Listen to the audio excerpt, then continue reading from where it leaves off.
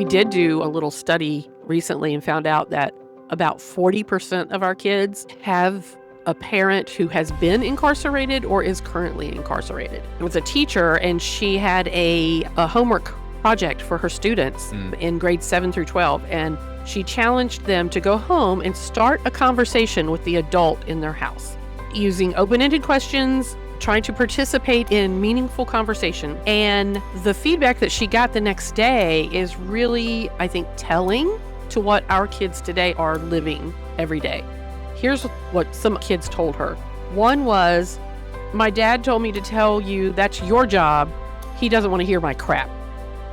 Second kid said, "My grandma said she would talk to me after her show went off, but she never quit watching TV all night." Third one, "My mom told me to shut up. She was tired." Fourth one, "No one was at my house all night, so I didn't have anyone to talk to." Number 5, "Everyone was busy doing other things and told me they didn't have time." That is really heartbreaking. And honestly, that's something we see a lot of here. We open at 2:30 and we stay open until 7:30. And there are kids that come in and they stay the whole time. And my staff will be walking out the door at 7:30, locking the doors, and these kids are still standing out on the front sidewalk talking to my staff because there just isn't much for them to go home to. They're going to go home and have these same kind of interactions. We know it. They are here because they're not having that interaction. They're having conversations with us and we're listening. They're telling us the hardships that they're going through. They're telling us that they're hungry, that they don't have food to go home to. Those are the stories and things that we hear every day. We see it very closely because we're right here in it. But I think that is very heartbreaking for us as a country if our kids aren't being listened to and heard. And honestly, that means they're not being shepherded. You know, they're not being led. They're not being guided. Nobody's talking into them about making good decisions.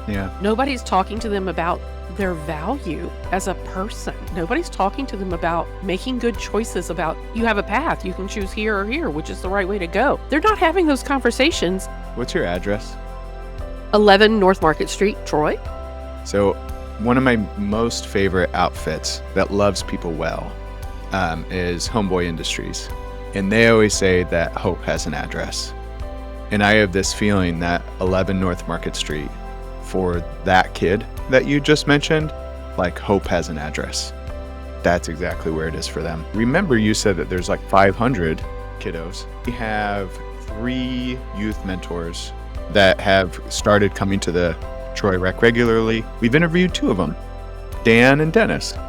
And you can hear their voice in the why that they show up. And now there's 7. So there's 7, ratio of 7 to 500, that these kids get to see these eyeballs that are pouring in and giving to them a piece of what they need. Yeah. So the invitation now, listener, is it's either you or someone you know or someone you don't know that you can share out this invitation to them, and they might take a step in and increase that ratio from 7 to 500 to 8 and 500. You know, so many times it's like, oh, I'm going to do something because this makes me feel good and I'm helping the little children. Well, I'm going to tell you, you're going to learn something from these kids and your heart is going to grow exponentially, you know, by just getting to know them. Who do you want to come through the door? Oh, gosh. That's a really good question, because who was the mentor in your life who made all the difference? Or maybe you didn't have one. Who did you need back then? Welcome to the Mentoring Partnership of Miami County podcast, where we shine a light on those walking alongside kids with harder stories here in our community. If you want to show up for a kid from a hard place, complete the no commitment form in the description and we'll guide you down the path that best fits you. Now join us as we explore the transformative power of showing up and how becoming the person you needed can change a child's life, and maybe even your own. Hey listener, we are here today with Kelly Snyder. She is the executive director of the Troy Rec, and I've gotten to know her over the years and her huge heart for the kids who come through the door. And Kelly's been with the Troy Rec for over 10 years and gotten to know hundreds, thousands of kids, and we get to share her heart today and the opportunity to get to know them too. So, Kelly, um, share with us, what have you seen in the past 10 years in the heart and the minds of these kids that have come through the door? First of all, thanks for having me, Paul. I appreciate the opportunity to be here. Um, you know, kids are kids are kids. They're the same, but they're different through the years. I would say 10 years ago when I started, it was the first time I'd ever worked in this kind of environment, nonprofit, and with this many kids. Um, but we had kind of a hard group that was here those first years. They were rough. And I would say over the years, uh, maybe they've gotten not easier, but maybe not quite as rough as that first crew. And maybe it's just because I Mm, was new and naive and didn't know what I was doing that I thought they were rough. Um, but what we have seen mostly here is that kids are always seeking some sort of connection with people, with each other and with the adults in their life, and that's something we really do stress and strive for with our volunteers and with our staff. Is have a relationship with these kids, talk to them, get to know them. Don't just yell at them for, doing something stupid. Go talk to them about why are you doing something stupid, you know? Um, if you don't have that relationship and that good experience with them, they aren't gonna listen to you anyway. So, it's really important to get to know them, and I think that's probably the main thing that I've learned over the 10 years is you can't just come in here and boss kids around.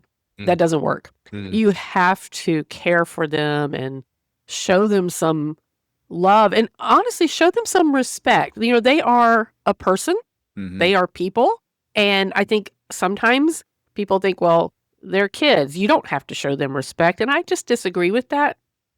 I think as a person, they also deserve some respect. Now, if they're being disrespectful in turn to us, then there are consequences to that, but also, I don't think we can be disrespectful to them just because they're a teen. I think that's a wrong way to look at life and at people. Um, so I think that's probably the biggest thing is that knowing that, you need to talk to them, just like they're a person, because they are. So mm. I love that. That's so humanizing. Yeah, it's so obvious humanizing kids, but I think once we start growing up, we often say, stop telling kids to grow up. Like, we as adults are older. Like, let's grow down. Let's remember what life was like when we were 10, 12, 14, 17.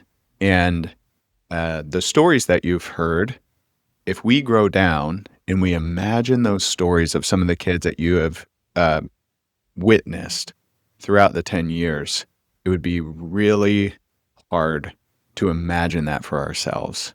And so I think you shared with me earlier that there's about 100 kids, 117 that come in daily, and about 500 kids that are in your database and in your ecosystem that flow through the doors. Um, can you share with us kind of a broad stroke, like what are some of those stories that you've heard or that you hear right now? yeah, over the years, we have just seen and heard and witnessed a lot of hard things with these kids. A little guy, a couple weeks ago had, was some middle school boys. They were joking around, kidding around about, middle school boys are kind of dumb sometimes. And they were just talking about, well, my dad's not at home. Well, I don't have a dad. I don't have a dad. Mm, Just a weird topic to be talking about. But then this little guy, he was involved in it. And then he went over into a corner and just was like kind of by himself. And his friends came and got one of us and said, "Hey, our buddy's over here in the corner crying. We don't know what's going on." Which, first of all, the fact that middle school boys would come and get someone because they see their friend crying, I mean, that's a plus. I mean, they weren't making fun of him. They were yeah, like, "Hey, something's going on here, right?" yeah. But then I took him into a room to talk to him privately. And I was like, "Hey, what's going on?" And he told me that he had just found out that his dad um, had been sentenced to life in prison for something very, well, obviously very bad.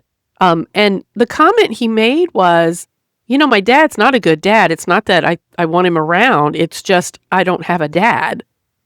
And, that really hits home that these kids are growing up without a father figure in the home. But then I also have kids who they've lost their moms.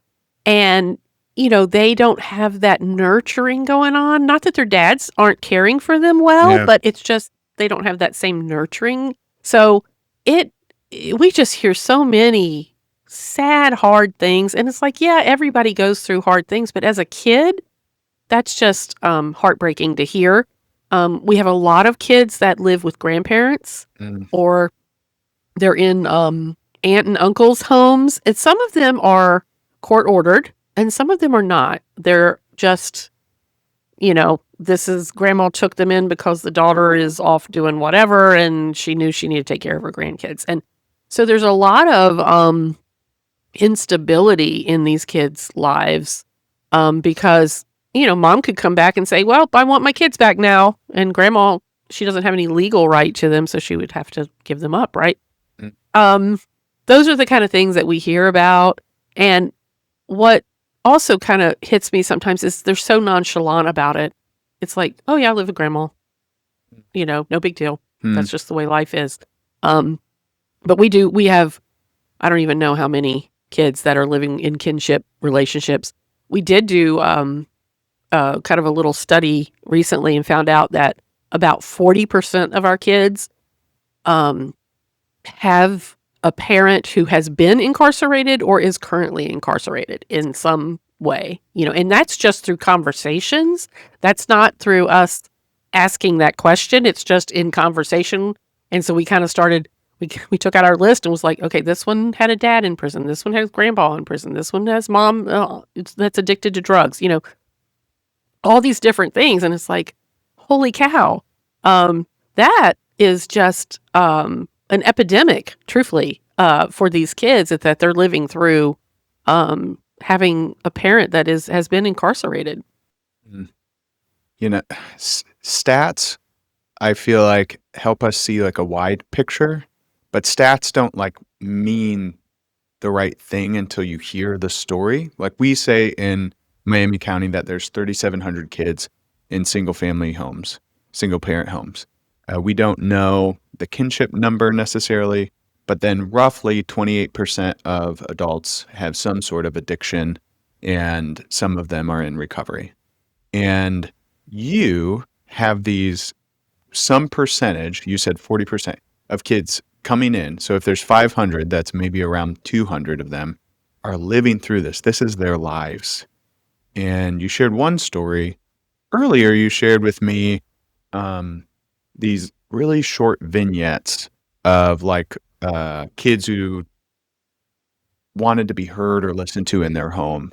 Could you share with us, even if, someone doesn't have like a really, really hard stat, they're still living through what you're about to share, which again, if we try to help the adults in Miami County grow down and see these kids, this is what we're hoping that they see.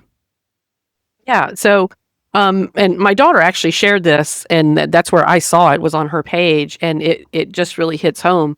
There was, I think it was a teacher, and she had a homework project for her students in grades 7 through 12, and she challenged them to go home and start a conversation with the adult in their house, using open-ended questions, trying to participate in meaningful conversation. And the feedback that she got the next day is really, I think, telling to what our kids today are living every day. So 2 kids came back and said they had a successful conversation with the adult. Here's some other what kids told her. One was, my dad told me to tell you that's your job. He doesn't want to hear my crap. Second kid said, my grandma said she would talk to me after her show went off, but she never quit watching TV all night. Third one, my mom told me to shut up. She was tired. Fourth one, no one was at my house all night, so I didn't have anyone to talk to. Number 5, everyone was busy doing other things and told me they didn't have time. that is really heartbreaking. And honestly, that's something we see a lot of here. We open at 2:30 and we stay open until 7:30. Mhm. And there are kids that come in and they stay the whole time. Mhm. And my staff will be walking out the door at 7:30, locking the doors, and these kids are still standing out on the front Mhm. sidewalk talking to my staff because there just isn't much for them to go home to. Mhm. They're going to go home and have these same kind of interactions. We know it. They are here because they're not having that interaction. They're having conversations with us. They're telling us stupid jokes and we're listening. They're Mhm. telling us the hardships that they're going through. They're telling us that they're doing poorly in their classes or that they're doing great in their classes. They're telling us that they're hungry. They don't have food to go home to. Those are the stories and things that we hear every day.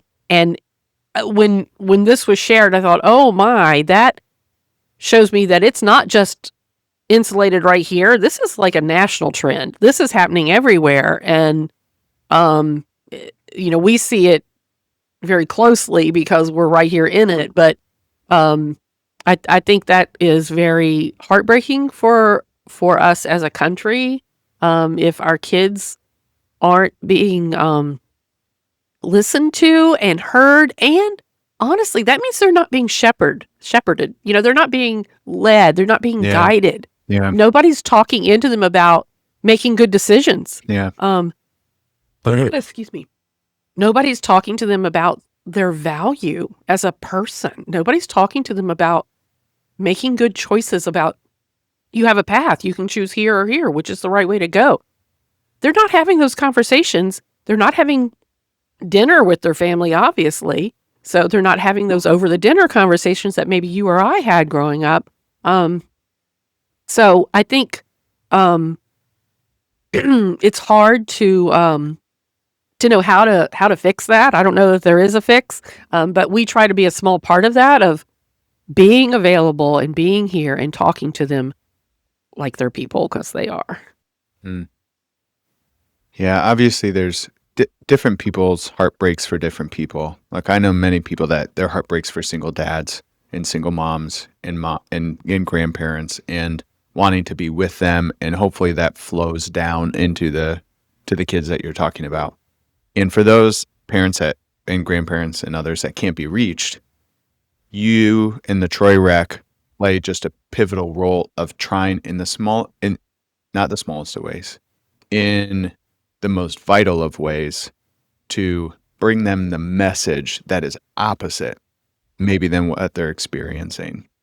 So the role that you are playing in these kids' lives are, if the message that they're hearing from home based on those vignettes are that you aren't seen, heard, and valued, then the opposite is true of the Troy Rec. This is a space where we need you to know that you are likable, lovable, seen, heard, and valued. How do you all do that? And who is doing that? So, I have 3 staff that work directly with the kids daily, and Mm. then myself. And then we have 3 volunteers that come in during the week that also work with the kids, um, playing pool or playing basketball or playing pickleball or whatever happens to be the thing for the day. So I think the way we do it is truthfully talking to them, getting to know their name. Ask them their name. If you forget it, ask them again. I'm terrible with names. I've asked the same kid 3 times, "What's your name?" I But love that. I love I mean, it's the truth. it's good. It's so good, It Kelly. Yeah, it's like, ask them again, because then they know you care enough to know their name, Yeah. right?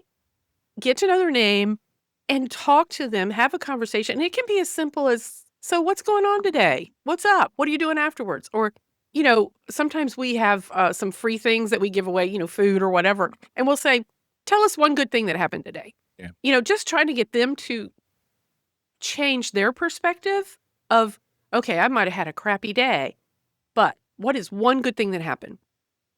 Just getting them to change that perspective. And um, I'm going to be honest, they are annoying. They're middle school and teens, and sometimes they get on our nerves. And we Yeah. tell them that. But I think that's part of Yeah. knowing them. And they Yeah. know they're annoying, Yeah. right? And so I really do think that that's kind of the magic sauce that we have is we are very honest with them. Hmm. If they are getting on our nerves, we'll just say, "Can you go over there for a minute while I have a conversation over here with somebody else?" Uh, But, if you think about your family dynamic, there are times when you have to walk away from your own family, right? And we do kind of say that we're just all one big family here. Mm, So I think that that's part of why they keep coming back is because we are brutally honest with them, but they also know they're welcome. We mm, love them. We want them here. We want them here. mm, And they know that. There are kids that come every single day. They don't have to be here. Their parent has given them the option. They can come home or come here, and they come here. mm, So to me, that is a powerful. That's we're doing something right, I think. mhm, Um, but that is how we do it. Is mhm, we get to know the kid, we talk to them, and be honest with them. mm. What's your address? 11 North Market Street, Troy. So, one of my most favorite outfits that loves people well is Homeboy Industries. And they always say that hope has an address. And I have this feeling that 11 North Market Street, for that kid that you just mentioned, like hope has an address. That's exactly where it is for them.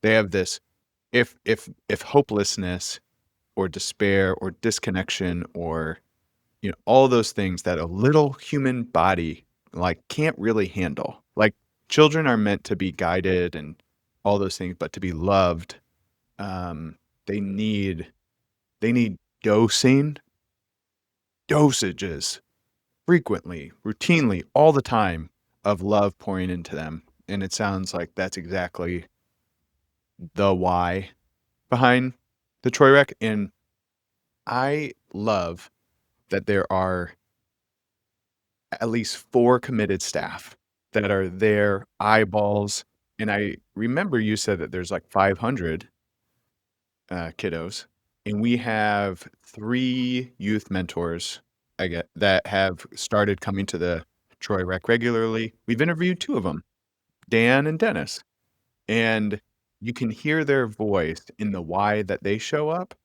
and now there's 7.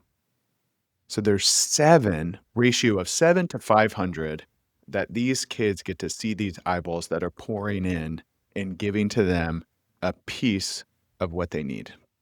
Yeah. Yeah. So the invitation now, listener, is it's either you or someone you know or someone you don't know that you can share out this invitation to them, and they might take a step in and increase that ratio from 7 to 500 to 8 and 500, and to have that community of those other 7 to say, we will figure out how to care for these kids together.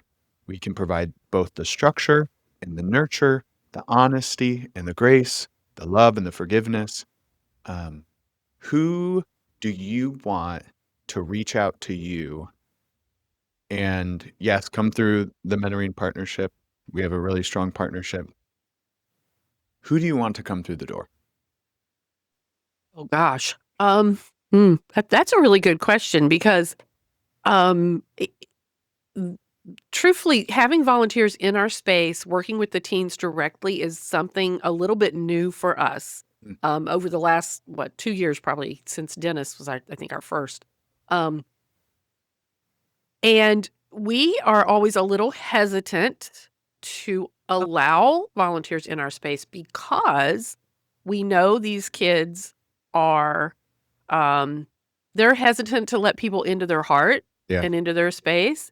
And part of it is because of the hurt that they've had. They've had so many people walk away. And we're like, well, we don't want a volunteer to come in, get really close to some kids and get to know them well and then walk away, right?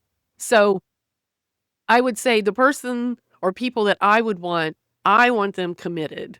Yeah. Come and try it, see how you like it, and see if it's the right place for you, if you have something to offer these kids, and I will guarantee they have something to offer you. Yeah. Amen. Oh, so many times it's like, "Oh, I'm gonna do something because this makes me feel good, and this is I'm helping the little children." Well, I'm gonna tell you, you're gonna learn something from these kids, Yeah. and your heart is gonna grow exponentially, by, just getting to know them. And, so I would say the person that has that capacity in their heart Yeah. to allow kids that have hard things, happening in their life, um, that's the person I want, that can listen and learn and be, maybe a little bit of patience in is thrown in there, just because you need it.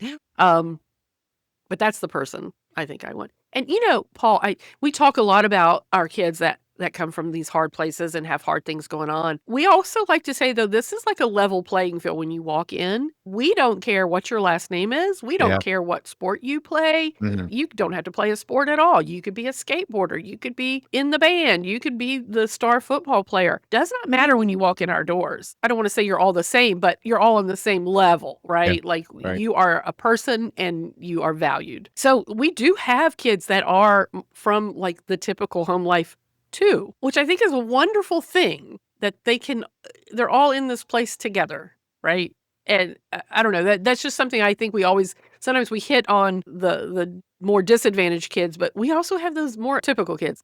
So anyway, I just kind of want to throw that out there for anybody who's coming in thinking that they're walking into like, juvie or something. It's Yeah. not like that. Thank you. That's very Yeah. honoring. Yeah. Yeah. So I hear you say that, well, so I've learned that trust is everything. And for these kids who have had trust broken their whole lives, time and time, for many of them, again, honoring what you said earlier, trust broken again and again and again and again. When someone new walks in and it's an adult, definitely not going to trust the first time, not going to trust the second time. I will watch you. I will see what you're like. These kids' spidey sense, their survival mechanisms their antennas are high. Are you here for the right reasons? Are you here for me? Are you willing to stay? Will you commit? What is your rhythm and frequency? Will you come once a week? Once every other week? Will you be consistent and actually show up? Because these kids will notice that for sure. They really do. And, even like some of our staff that have come and gone, um, Mhm. if there was a staff member that they particularly Mm, liked and had a good rapport with, they'll come up and say, when's Sam coming back? yeah. And because it was somebody that was important to them. They were looking forward to seeing them every day. And so same thing with the volunteers, Dan comes in and he is so wonderful. He has really kind of found a niche now. He teaches them how to play pickleball, which I Yeah. was like, if you want to try it, go ahead. We'll see. And there are kids that absolutely love it and they look Yeah. forward to him coming and showing them how to play pickleball.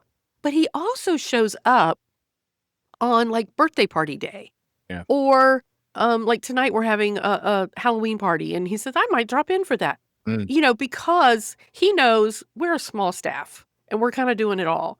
And he sees that that's where he can be helpful mhm. is just being another hand, helping to serve at the birthday party, helping with, tonight, maybe cleaning up or whatever it is. He is one of those people that saw, hey, they just need another person. Mhm. You know, Kelly and Emily are bouncing all over the room, putting out fires. Yeah. I can stand here and run concessions. And Mhm. that's what he does. Yeah. So sometimes it's not even about, you're not going to be sitting there one-on-one with a kid necessarily.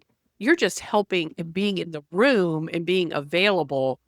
That truly sometimes is what we need is another adult just being available. Mhm.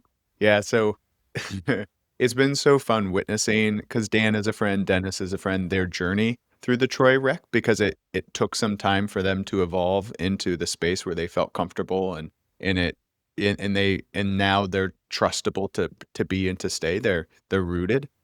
And Dan wasn't sure if he was making a difference, but the whole time the kids were watching and they were waiting and wondering. And then once Dan found his fit, and so we have a interview with him, and it's like 6 tips with like playful Dan or something like that. And he ended up finding pickleball. And yes, the kids like maybe love learning a new skill, but like they love that there's a Dan there who is playful that remembers their name. And when he comes through the door and he's present on, a certain party day, I I had a mentor once say that the greatest gift, the greatest present you can give anyone is your presence. And what stands in the way between you and giving your presence is your work. And it sounds like that there's some volunteers who have some work to do. They can't give their full presence. They have something that's kind of in the way and they need to maybe learn and mature and to grow and to heal and figure out how they can best show up. And then the other thing I heard you say was, "Come with who you are."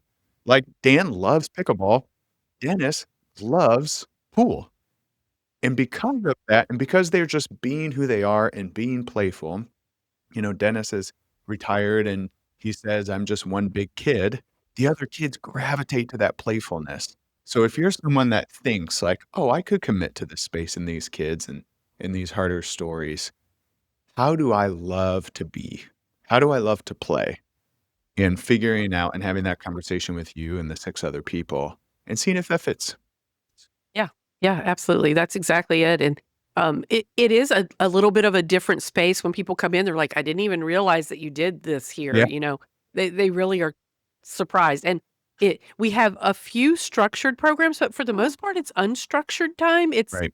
It is so kids can just have a safe place to land after school Yeah. before they go to some other thing, or if there's nothing to go home to, they can come here. And so it is a unique space, and sometimes adults do not know what to do with it. They're like, "I don't know what you're doing here." And it's like, "Well, we're just kinda hanging out with kids." Mm. That's I what thi we do every day. I think we have a mutual friend, or maybe not, Sarah Pierce, who she is connected to, Troy Skate Church, and I watched her like figure out how to be in an unstructured environment and say, like I can start here. And then maybe next week I'll go to here. And then maybe next week I'll try this.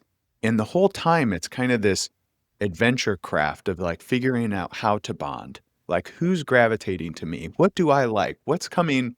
What kid is like watching? Or if I put out a chessboard, who might sit down or who might watch us play? It's it's it's wild. I think that the magic of unstructuredness is that it's all about gravity.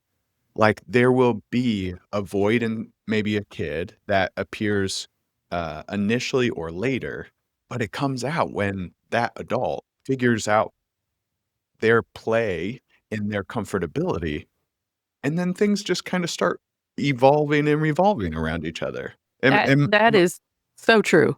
hmm, Yeah. Yeah, it is kind of fun to watch sometimes to see what does evolve. Like, there are days when, the kids maybe might be going nuts doing whatever, and we're like, "Let's pull out the Twister game." And we'll pull out Twister, and there'll be 10 kids over there playing Twister. Or there'll be oh my some days we have, like, 70 boys in here, and I don't know if you've ever been in a space with that many boys, but no. it's a lot of energy. And so we'll pull out the wrestling mats and let them wrestle. And it is cathartic for I bet. them, and it's like they need that rough play. And so sometimes it's just whatever the energy is in the room, that's what we're going to do. Sometimes we'll pull out coloring books, and the kids will sit around our counter and color, and they'll talk to us. That's where you hear some of the Mhm, deeper stories, is when their mind is engaged in one thing and they're thinking about something else, and they will talk to us. And it's kind of magical to watch mm. sometimes. Yeah, the creativity that comes with something's going on with their hands, and at the same time, something's going on with their mind and their spirit and within the relationships. Um, oh, that's so good. So, Kelly, I want to help really, I think, so to summarize, for the past 10 years, you've witnessed um, thousands of children, and many of them being hard stories. And now you're in a space where you have 7 adults who are committed to these 500 kids. You don't just want any person connecting with you, but you want to be open to helping an adult figure out if this is the space that they want to be in. Because if they're listening to this and they share it with someone else, they hear the heart of that kid and they want to care. So what is the next step for you in connecting with that adult to help them figure out if this is where they can be? I would say if you are an adult that's possibly interested in volunteering or helping us out here, I would encourage you to go to our Instagram and to our website. So our Instagram is called the Rextagram. Website is troyrec.com. On the Rextagram, the reason I want people to look at that is because you are going to see the pictures of these kids that are here every day. And you're going to see the same kids in a lot of these pictures because they're here every day. They're here for every event. They're here for just after school, just hanging out. But it really does show what happens in this space. And I think a lot of people, because they don't know what goes on, it might be helpful for them to see that up front, this is what happens here, right? But then after that, if they think that it might be a good fit, I would encourage them to call and come in and talk to me, and we'll, set up an appointment and really have a deeper discussion about what it looks like to volunteer here, where they might fit in. And I always tell anybody that comes for volunteering for that first time, we talked about it earlier, you have to be willing to commit to being here repeatedly without maybe not getting much feedback from the kids, right? I always want people to know that up front. It's like they aren't going to open up until you've been here a while. Right. Just know that. Yeah. And that was true for me and my other staff that's been here a long time. Because we stayed, they have that trust. And what we found is, we have sibling groups that come through, and one sibling might have been here 10 years ago, and now they have a younger sibling here, and they're like, oh, I know you because my brother talked about you, right? So it really is kind of that consistency. And so I don't want people to give up just because they come twice and they're like, well, I don't think these kids like me or whatever. Well, they probably don't yet. Give them time, show them that you care, and they will. So, so I would say that's probably the next step then, is just let's have a conversation about what it looks like to volunteer here, and then we'll go from there. Yeah, we always say that mentors win by showing up. It's like 90% of the work, and to consistently do that, and then to encourage you to also connect with the other 6, the staff and the others, and just watch them, maybe ask them questions yourself. So thank you so much, Kelly, for this time, for all that you pour out for these kids. And listener, these kids, I'm even surprised. This is I've been doing this work for a while. I still get surprised hearing these stories that they are in my community, in the town that I live. And my heart breaks for it. And I want yours to break to the point that a little action ripples out and more of these kids get what they need. So that means sharing this episode. If that means coming and talking to Kelly, your time, talent, and treasure is needed. And I'm pretty sure that you can figure out one small action to care for that kid. Yep. Thank you, Paul. Thanks, Kelly. Wow. Wasn't that conversation powerful? Chances are, while you were listening, someone else was coming to mind. You wanted them to listen in too. And on behalf of a child, send this episode their way. And if you care about these kids, take a moment right now to subscribe, rate, and review. Because when you do, the algorithm helps more people find these conversations, to find the voice of these kids. And each small step you take help more adults show up for a child with a harder story. If you want to explore how you can show up, fill out the no commitment form in the description of this episode, because only together can we help more kids find the support they need. And only together can we help more adults step into the story they were made for.